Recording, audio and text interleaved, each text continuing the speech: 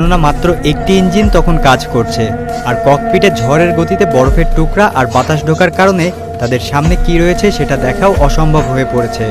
তাই পাহাড়ের ভেতর দিয়ে যাওয়ার সময় প্লেন যে কোনো সময় পাহাড়ে ধাক্কা খেতে পারে। এদিকে নিচে সাধারণ মানুষ ওই প্লেনের খারাপ পরিস্থিতির কথা জানতে পেরে যায়। ওই প্লেনে থাকা যাত্রীদের আত্মীয় স্বজনেরাও এয়ারপোর্টে এসে কান্নাকাটি করতে থাকে। এদিকে প্লেনের ভেতর যাত্রীরা আস্তে আস্তে ধৈর্য হারিয়ে ফেলতে থাকে।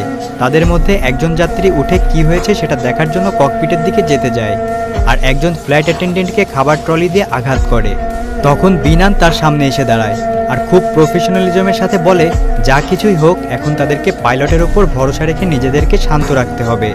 এদিকে ককপিটে ওয়াং যথাসম্ভব চেষ্টা করছে লিওকে উষ্ণ রাখতে, আর লিও ঝড়ের মধ্য দিয়ে প্রাণপণ চেষ্টা করে প্লেনটিকে সামনে এগিয়ে নিতে থাকে। এদিকে লিও এর ওয়াইফ তখন তাদের মেয়ের জন্মদিন পালনের জন্য খাবার তৈরি করছিল। ঠিক তখন সে লিও এর বিপদে পড়ার খবর জানতে পারে, কিন্তু সে বিচলিত না হয়ে তাদের মেয়েকে সান্ত্বনা দিতে থাকে। এদিকে প্লেনের ভেতর লিও আস্তে আস্তে বেহুশ হয়ে যেতে শুরু করে, আর সে তার চোখের সামনে দেখে তার মেয়ের জন্মদিনে সে কেক কাটছে। কিন্তু পরক্ষণেই ওয়াং লিওকে জাগিয়ে দেয়। এরপর লিও ওই কালো মেঘের মধ্য দিয়ে রাস্তা খুঁজে খুঁজে প্লেন চালিয়ে নিয়ে যেতে থাকে। কন্ট্রোল রুমে থাকা সবাই রাডারে দেখতে পায় প্লেনটি সুউচ্চ পাহাড়ের ফাঁক ফোকর আর কালো মেঘের ঝড়ের ভেতর দিয়ে সামনে এগোচ্ছে। তখন প্লেনের ভেতর পরিস্থিতি আরও খারাপ হয়ে যায়। প্রচণ্ড ঝাঁকুনিতে উপরে থাকা লাগেজগুলো তাদের গায়ে পড়তে শুরু করে। নিচে থাকা সবাই মনে প্রাণে দোয়া করছিল, কিন্তু হঠাৎই প্লেনটি রাডার থেকে অদৃশ্য হয়ে গেলে সবকিছুই যেন থমকে যায়, আর সবাই বোঝা যায় প্লেন ক্র্যাশ করেছে। কিন্তু না, আশ্চর্যজনকভাবে যাত্রীরা তখনও জীবিত ছিল আর প্লেন চলছিল।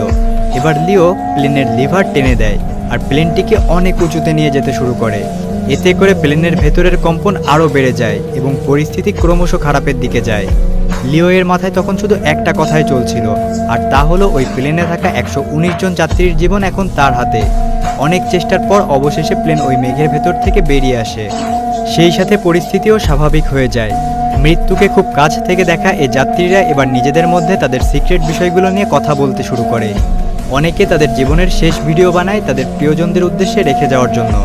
ঠিক তখন প্লেনটি আরও অনেক নিচুতে চলে আসে, যেখানে পর্যাপ্ত অক্সিজেন রয়েছে, আর পাইলট আরও ভালোভাবে দেখার জন্য তার অক্সিজেন মাস্কটি খুলে নেয়।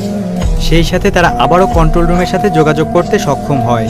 কন্ট্রোল রুম থেকে তাদেরকে বলা হয় ইমার্জেন্সি ল্যান্ডিং করার জন্য। প্লেনের ভেতর সবাই ক্র্যাশ ল্যান্ডিংয়ের জন্য প্রস্তুতি নিতে শুরু করে। তবে অবশেষে প্লেন কোনো ঝামেলা ছাড়াই মাটি স্পর্শ করে, কিন্তু বিপদ তখনও কাটেনি। ওই রানওয়েটি ছিল বেশ ছোট, আর প্লেনটি সজোরে সামনের দিকে এগিয়ে যেতে থাকে। কিন্তু শেষ মুহূর্তে এসে তারা সজোরে লিভার টেনে দেয়, আর এতে প্লেন একদম শেষ মাথায় এসে থেমে যায়। এই দৃশ্য দেখে সবাই কেঁদে দেয়। তখন লিও মাইক হাতে নিয়ে সবার উদ্দেশ্যে ক্ষমা চায় এমন দুর্যোগপূর্ণ একটি উড়ানের জন্য, আর প্লেনে থাকা সবাই লিওকে তাদের জীবন বাঁচানোর জন্য ধন্যবাদ দিতে থাকে। এরপর একে একে প্লেনে থাকা সব যাত্রীরা বাইরে এসে তাদের প্রিয়জনকে জড়িয়ে ধরে। কর্তৃপক্ষ থেকে লিওকে এতগুলো যাত্রীর জীবন বাঁচানোর জন্য সাহসী পাইলট উপাধি দেওয়া হয়। আর লিও পকেট থেকে ফোন বের করে বাসায় ফোন করে বলে সে কিছুক্ষণের মধ্যেই মেয়ের জন্মদিন সেলিব্রেট করবে। সেই সাথে প্লেনে থাকা বাকি যাত্রীরা জীবনের একটি ভয়ঙ্কর প্লেন ভ্রমণের অভিজ্ঞতা নিয়ে যার যার গন্তব্যের উদ্দেশ্যে চলে যায়। আর সবার কাছে ওয়ান ম্যান আর্মি হয়ে থেকে যায় পাইলট লিও।